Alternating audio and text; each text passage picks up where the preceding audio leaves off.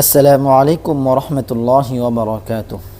প্রিয় দর্শক, আজকে আপনাদের সামনে আমি কোরআনের ছোট্ট একটি আমল নিয়ে হাজির হয়েছি। যে আমলটি করার কারণে আপনার আপন মানুষটা আপনাকে ভালোবাসতে বাধ্য হবে।